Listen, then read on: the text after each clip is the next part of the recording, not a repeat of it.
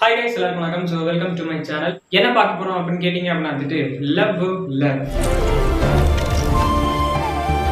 இந்த படத்தை தான் ரிவ்யூ பண்ண போகிறோம். ஸோ வாங்க நம்ம வீடியோக்குள்ள.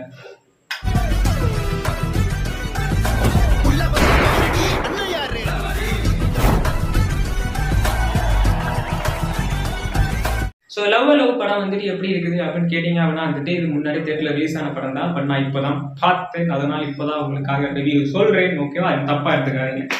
லவ் வந்துட்டு உண்மையில சொல்லணும் அப்படின்னா ஒரு நடுத்தர மிடில் கிளாஸ்ல இருக்கிற ஒரு ஃபேமிலிங்க. அந்த ஃபேமிலிக்கு வந்துட்டு அன்னன்னைக்கு வேலைக்கு போனா தான் சோறு அப்படி மாதிரி கிடையாது. பட் இருந்தாலும் ஒரு நல்ல ஒரு ஃபேமிலி எங்களை மாதிரி வச்சுக்கோங்களேன். அப்படி இருக்கும்போது அவங்க வந்துட்டு என்ன அப்படின்னா கடன் வாங்கக்கூடாது. ஓகேவா? என்ன விஷயமா இருக்கட்டுமே காசு சேர்த்து வாங்கு. பட் அந்த கடன் அப்படின்ற அந்த லூப்புக்குள்ள போயிட்டா அப்படின்னா உன்னை யாரும் காப்பாற்ற முடியாது அப்படின்னு அவங்க அப்பா சொல்லி சொல்லி வளர்க்குறாங்க. காசை சேர்த்து வச்சு பொருளை வாங்கிக்கலாம், ஆனா பொருளை வாங்கிட்டு கடனை சேர்த்து வச்சு கூடாது. இப்படி இருக்கும்போது வந்துட்டு இவன் அப்படியே நல்லபடியா வளர்ந்து ஒரு வேலைக்கு போய் நல்லா போயிட்டு இருக்கிறான். அவன் தங்கச்சியை கட்டி கொடுக்கணும் அப்படின்ட்டு கஷ்டப்பட்டு உழைச்சிட்டு இருக்கிறான் அந்த பையன். ஓகேவா? ஸோ இது வரைக்கும் நல்லா போன அவனோட லைஃப். ஒரு சாவு வீட்டில் ஒரு பொண்ணு வந்துச்சு. அந்த பொண்ணை ஃபாலோ பண்ணி அந்த பொண்ணை லவ் பண்றேன்னு போய் அந்த சாவு வீட்டில் வந்துட்டு மேலே அடிச்ச மாதிரி டுபடுக்கு அப்படி மாதிரி இருந்துட்டு அந்த பையனோட வாழ்க்கையை வந்துட்டு இலவா வந்துச்சு. பிரேக்கப் நார்மலைஸ் பண்ண சொன்னா கூட பரவாயில்ல, இவன் அதை லீகலைஸ் பண்ண சொல்றான். காரணம் என்ன? அதைத்தான் நான் சொல்றேன். இப்ப பாருங்க, அந்த படத்துல நீங்க பாத்தீங்க அப்படின்னா இந்த பொண்ணு கொஞ்சம் ஒரு ஹை லெவலா வந்துட்டு இருக்கணும் அப்படின்னு நினைக்கிற ஒரு பொண்ணு. அந்த பையன் கொஞ்சம் மிடில் கிளாஸ். அது மட்டும் இல்லாமல் வந்துட்டு கொஞ்சம் காசு சீக்கிரமா சேவ் பண்ணணும், ரொம்ப அப்படிலாம் கிடையாது, சிக்கனமா இருக்கணும் அப்படின்ட்டு.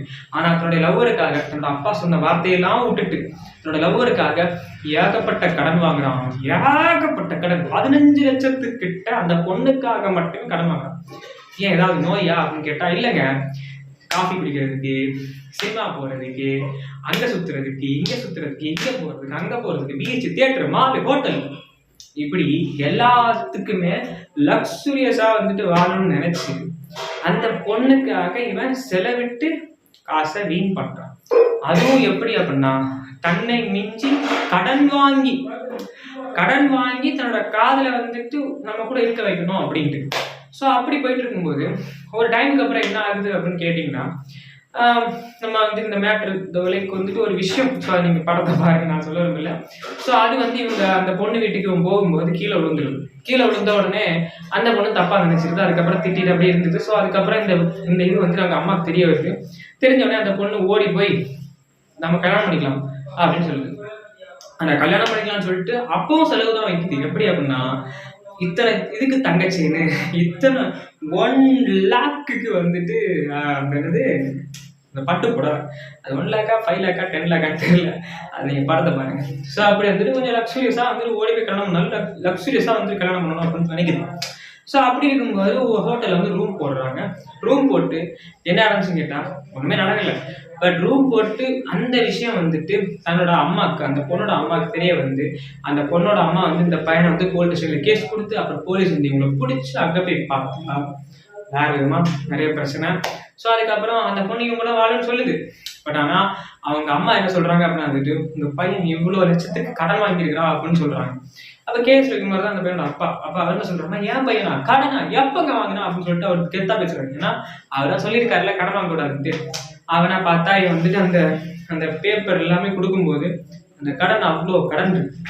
ஸோ 15 லட்சத்துக்கிட்ட கடனோட இவன் எப்படி அவன் பண்ண பார்த்துப்பான் அப்படிமா இருந்து அவங்க அம்மா கேட்கறது ஒரு சரியான கேள்வி.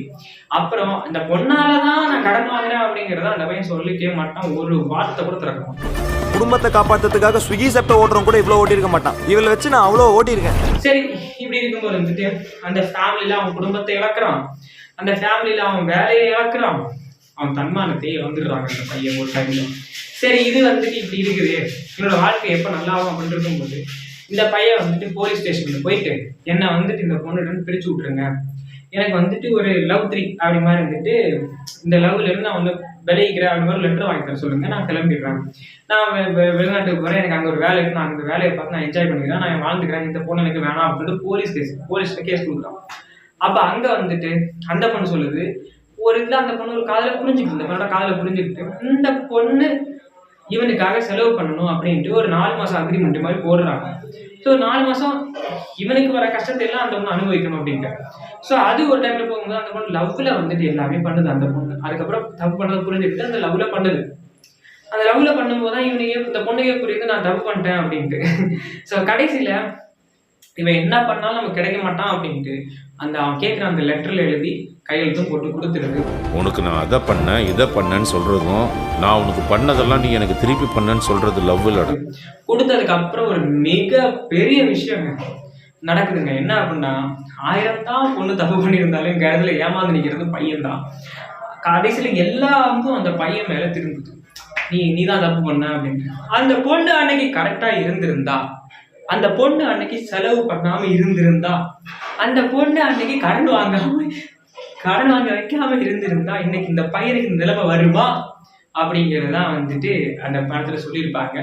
அண்ட் கடைசியில இந்த பொண்ணு இப்படி, இந்த பையன் இப்படி, ஸோ இதுல என்ன ஏது அப்படிங்கிறது எல்லாத்தையுமே வந்துட்டு விளக்கமா சொல்லியிருப்பாங்க. எனக்கு என்னன்னா வந்துட்டு இவங்க வாழ்க்கையில அந்த ஃபேமிலி விட்டு போகுதுங்க, இவனோட வேலை விட்டு போகுதுங்க, ஆனாலும் சிரிச்சுக்கிட்டே இருக்கிறாங்க. அது உண்மைதான், பாய்ஸ் அப்படிதான் இருக்கிறாங்க. பட் இருந்தாலும் அந்த ஃபீல் ரொம்ப நாள் கொஞ்சமாச்சு இருக்குங்க, ஒரு வாரம் இருக்கும். ஆனா அந்த ஃபீல்னஸ் அவர்கிட்ட இருக்கானே தெரியல. அந்த படத்தை பார்க்கும்போது எனக்கு அப்படிதான் இருந்துச்சு. ஸோ கொஞ்சமாச்சும் ஃபீல் பண்ணேன்டா அப்படி மாதிரி நம்மளே போய் சொல்லிக்கலாம் போல, அப்படி ஃபீல் பண்ணுப்பா அப்படி மாதிரி சொல்லலாம் போலே இருந்துச்சு. அந்த மாதிரி அந்த படத்தை காமிச்சிருந்தாங்க. அண்ட் வேற என்ன பண்ணா வந்துட்டு கடைசியில இந்த பொண்ணும் பையனும் சேர்ந்தாங்களா சேரலையா அப்படிங்கிறது தான். ஆனால் எனக்கு உண்மையிலே என்ஜாய்மெண்ட்டாக இருந்துச்சு படம் பார்க்குறதுக்கு.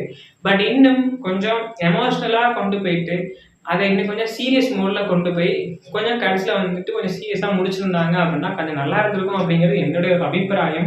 இந்த படம் வேற லெவலில் ஹிட் ஆகிருக்கும் அப்படிங்கிறது என்னுடைய ஒரு சஜஷன். ஏன்னா ஸ்டார்டிங்கில் சூப்பராக கொண்டு போயிருந்தாங்க. இடையில வந்துட்டு இவனோட வாழ்க்கையில் இடியா உள்ள அந்த இடத்துல வந்துட்டு இவன் சிரிச்சுக்கிட்டு இருக்கான். அது வந்துட்டு ஆடியன்ஸுக்கு ஒர்க் அவுட் ஆக மாட்டேன், சத்தியமாக ஒர்க் அவுட் ஆகாது. ஸோ சோகங்கள் அந்த படத்துல இருந்திருந்தா வந்துட்டு கண்டிப்பாக இந்த படம் வேற லெவலில் பேசப்பட்டிருக்கும் அப்படிங்கிறது என்னுடைய ஒரு தாட். உங்களுடைய தாட் வைஸ் என்ன அப்படிங்கிறது வந்துட்டு கண்டிப்பாக நீங்கள் மறக்காம நம்ம சேனலில் சொல்லுங்கள், கமெண்ட்ஸில் சொல்லுங்கள். லவ் படத்தை நீங்கள் பார்த்தீங்க அப்படின்னா வந்துட்டு உங்களுடைய ஒப்பீனியன் என்ன அப்படிங்கிறது கமெண்ட் சொல்லுங்கள். I am waiting for your comments. So நம்ம சேனல் சப்ஸ்கிரைப் பண்ணுங்கள், லைக் பண்ணுங்கள். மீண்டும் இன்னொரு சந்திப்பு 4 மாதம் இந்த படத்துக்கு என்னோட அவுட் ஆஃப் 5 வந்து எவ்வளோனா கொடுக்கலாம். ஓகேவா? So bye.